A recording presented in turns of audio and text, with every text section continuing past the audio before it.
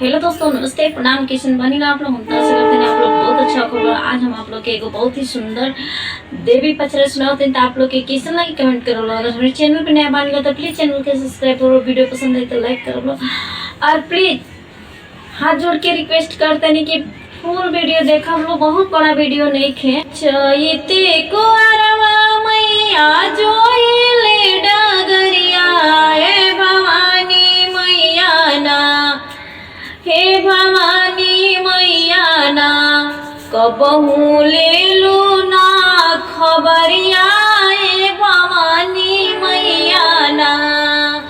चैते को मैया जोहिले डगरिया हे भवानी मैया ना, लिहलो कबना खबरिया हे भवानी मैया ना।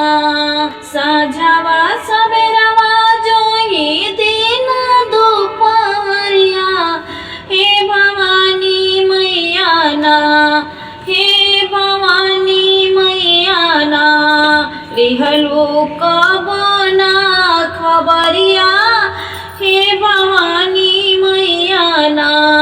तनिका फेरी द नजरिया हे भवानी मैया ना। सुनीला के ले लो फेरा गौआ नगरिया हे भवानी मैया ना, हे भवानी मैया ना। कहिया आइबो मोर नगरिया हे भवानी मैया ना, कहिया तरबो मोर झोपड़िया हे भवानी मैया ना। बढ़िया।